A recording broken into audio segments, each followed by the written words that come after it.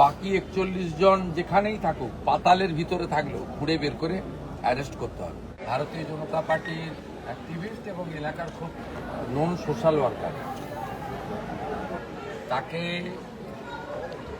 তাকে সহ একাধিক ব্যক্তিকে অত্যন্ত নিষ্ঠুরভাবে এবং প্রাণঘাতী অস্ত্র দিয়ে আঘাত করা হয়। প্রায় 4-5 জনকে গুরুতর আহত অবস্থায় কলকাতায় প্রথমে প্রাইভেট হসপিটালে, পরে SSKM-এ তারা এখনও আছেন। গতকাল তাদের ওটি হয়েছে। রাজ্য সরকারের বিশেষ নজরদারিতে তাদের চিকিৎসা হচ্ছে।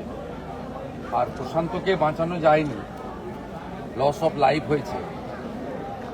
আমি প্রথম দিন থেকে এই বিষয়টা নজর রেখেছিলাম। জেলার পুলিশ সুপারের সঙ্গে, ডিজিপির সঙ্গে আমার কথা হয়েছিল। পরে আমি হোম সেক্রেটারিকে নির্দেশ দিয়েছিলাম মামলাটা যাতে সিআইডি নেয়। সিআইডি মামলাটা নিয়েছে 21 তারিখে। আজকে আমি ওনার বাড়িতে এসেছিলাম সহানুভূতি, সমবেদনা এবং এই দুঃখজনক ঘৃণ্য ঘটনার প্রতিবাদ করতে। বাড়ির লোকেদের সঙ্গে আমার কথা হয়েছে। হাজার হাজার গ্রামবাসীরা প্রশান্ত দে একটি পরোপকারী এলাকার মানুষের ভালো মন্দ যুক্ত ছিলেন, সব কথা বলেছেন। আমি এখানে সিআইডি এবং আমাদের এই জোনের যিনি আইজি আছেন তিনি ছিলেন, এবং ডিআইজি, এসপি, জেলা শাসক সবাই ছিলেন। আমাদের হাওড়া জেলার 3 MLA আমার সঙ্গে ছিলেন, যারা আমাদের পার্টির MLA, বিজেপির MLA, আমার কলিগ, তারা ছিলেন। আমি পুরো বিষয়টা রিভিউ করেছি। আমাকে পুলিশ সিআইডি অ্যাডমিনিস্ট্রেশন, পুলিশ অ্যাডমিনিস্ট্রেশনের পক্ষ থেকে বলা হয়েছে মোট 51 জনের নামে এফআইআর হয়েছে, 10 জন এখন অব্দি অ্যারেস্ট হয়েছে। আমি তাদেরকে নির্দেশ দিয়েছি বাকি 41 জন যেখানেই থাকুক, পাতালের ভিতরে থাকলেও খুঁড়ে বের করে অ্যারেস্ট করতে হবে। দ্বিতীয়ত হচ্ছে জেলা শাসক মহোদয়কে ধন্যবাদ জানাই। প্রথমেই তিনি 4 লক্ষ টাকা ডিজাস্টার যে ফান্ড আছে জেলার, সেখান থেকে পরিবারকে দিয়েছিলেন। আবারও বলি, অর্থ দিয়ে মৃত্যুর ক্ষতিপূরণ হয় না, কিন্তু পরিবারের পাশে দাঁড়ানো কর্তব্য, যে কোনো সরকারের কর্তব্য। আজকে আমি সিএম রিলিফ ফান্ড থেকে আরও 5 লাখ টাকা দিলাম, এবং ওনার যে মেয়ে রয়েছে, বড় মেয়ে 22 বছর বয়স, তাকে আমরা একটি জব দিলাম আমাদের বিডিও অফিসে নিয়ম মেনে। কারণ সরকারি চাকরি, স্থায়ী চাকরি পরীক্ষা দিয়ে হয়। এখানে একটি কন্ট্রাকচুয়াল জব তার বাড়ির কাছে বিডিও অফিসে দেওয়া হয়েছে। নিশ্চয়ই আগামী দিনে তার ভবিষ্যৎ আমরা দেখব, আমাদের ক্ষমতার মধ্যে দেখব। এটা টেম্পোরারি তাদের পরিবারের পাশে দাঁড়ানো, যাতে পরিবারের মূল আর্নিং মেম্বার তিনি চলে যাওয়ার পরে পরিবারটি অনাথ না হয়ে যায়, এটাও আমাদের কর্তব্যের মধ্যে পড়ে।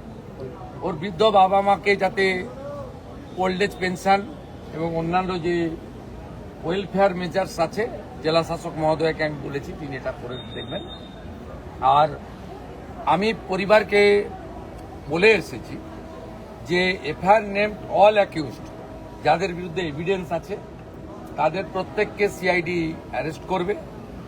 CID also a part of the police, অর্থাৎ এটা পুলিশ মন্ত্রীর রেসপন্সিবিলিটি। এবং সাথে সাথে আমি এটাও বলেছি যে এসপি ছিলেন, আইজি ছিলেন, ডিআইজি ছিলেন, সিআইডির সিনিয়র আধিকারিকদের যে সিট টিম গঠন করা হয়েছে 10 মেম্বার, তাদের 3 জন ছিলেন। ক্লিয়ার মেসেজ এবং ডাইরেকশন, কাস্টডির মধ্যেই চার্জশিটেড করতে হবে, এবং কাস্টডি ট্রায়াল যাতে শুরু করানো যায় সে ব্যবস্থাও করতে হবে। যা যা পানিশমেন্টের প্রভিশন ভারতীয় ন্যায় সংহিতাতে আছে বিএনএসে, সেটা দেওয়া হবে। আমি একাধারে পুলিশ মন্ত্রীও যেমন, ল জুডিশিয়াল ডিপার্টমেন্টও আমি দেখি। আমি এখানে চার্জশিট দিয়ে দিলে স্পেশাল পিপিও অ্যাপেন্ড করে দেবো, যাতে উইদিন স্টিপুলেটেড টাইম, শর্ট টাইমের মধ্যে তারা বিএনএস এর অন্তর্গত পানিশমেন্ট, চার্জশিটে যে পানিশমেন্ট রেকমেন্ড করবে আইও, সেই পানিশমেন্ট যাতে পায় সেটাও আমরা মনিটর করব। এর আগে এই ধরনের অনেক ঘটনাতে বিচার পাইনি বলে আজকে এই আস্ফালন হয়েছে। 2021 সালে পোস্টপোল ভায়োলেন্সে এই এলাকায় প্রচুর এই ধরনের ভুরি ভুরি অভিযোগ আছে। বাইনানে তো একজন মূকবধির মহিলাকে রেপও করা হয়েছে, যে মামলা সিবিআই নিয়েছে। এগুলোতে পানিশমেন্ট হয়নি বলে প্রকাশ্যে বুক ফুলিয়ে গুন্ডারা, খুনিরা, অত্যাচারীরা ঘুরে বেড়াচ্ছে বলে এদের সাহস বেড়েছে। এর বাইরেও এদের প্রপার্টি সহ যা যা ইলিগ্যাল কাজ আছে, আমি ডিএম ম্যাডামকে বলে গেছি, it's my direction, fact finding করে বলতে হবে যে যারা জমি কবজা করে রেখেছে কিনা, অবৈধ বিল্ডিং করে রেখেছে কিনা, সেখানেও লফুল অ্যাকশন নেব এবং একটা দৃষ্টান্তমূলক অ্যাকশন হবে, যাতে এই এলাকায় আগামী দিনে আইন হাতে তুলে নিয়ে এই ধরনের মানবাধিকার লঙ্ঘন করে কোনো অত্যাচার এবং কোনো নিষ্পাপ দেহ প্রাণ কেড়ে না নিতে পারে। এটা হচ্ছে আমাদের দায়িত্ব, কারণ শাসকের আইন উঠে গেছে এই রাজ্যে, এখন আইনের শাসন প্রতিষ্ঠা হয়েছে, এটা প্রতিষ্ঠা করার দায়িত্ব আমার। এর আগে পুলিশ মন্ত্রী, মুখ্যমন্ত্রী, আমার জানা নেই তারা ভিকটিমের বাড়িতে এসে কেস মনিটরিং করার কোনো ইতিহাস আপনাদের চোখেও পড়েনি। আমি বলতে পারি, যাদের ত্যাগের বিনিময়ে এই রাজ্যে রাষ্ট্রবাদী সরকার তৈরি হয়েছে, আমাকে মুখ্যমন্ত্রীর মতো গুরু দায়িত্ব আপনারা দিয়েছেন, আপনাদের ভরসার জায়গাটাকে সম্মানের সঙ্গে, আস্থার সঙ্গে রক্ষা করার দায়িত্ব আপনাদের মুখ্যমন্ত্রী। শুভেন্দুবাবু, আপনি প্রথম দিন থেকে বলে আসছেন যে জিরো টলারেন্স নীতি, এবং তামান্নার ক্ষেত্রেও দেখেছি যারা অভিযুক্ত তারা একের একে ধরা পড়ছে। সব ধরা পড়ে গেছে একজন ছাড়া। হ্যাঁ, পলিটিক্যাল কারণে ধরা হতো না, ভোট ব্যাংকের জন্য ধরা হতো না, ধর্ম সম্প্রদায় দেখে ধরা হতো না। এর গত বছর আপনারা মহরমের মিছিলে অস্ত্র দেখেছেন, এবছর গোটা রাজ্য অস্ত্র দেখেননি। আমি তো পুলিশকেও ধন্যবাদ দেব, যারা মহরম করেছে তাদেরও ধন্যবাদ দেব। এদেরকে লাইনে আনার দায়িত্বটা আমাদের। এদের এতদিন বলা হতো যা খুশি করবে, কেউ কিছু করবে না। এখন পুলিশ বলছে সরকারের পক্ষ থেকে যা করবেন আইন মেনে করুন, তাই সবাই আইন মানছে।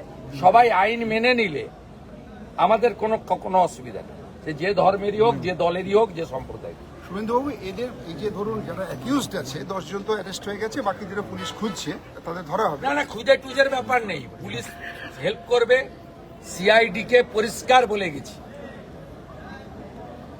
41টাকেই ধরতে হবে।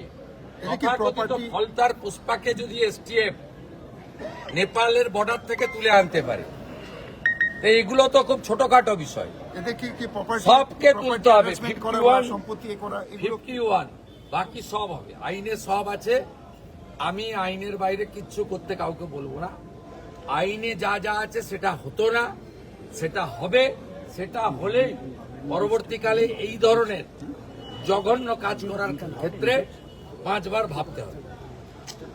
Thank you.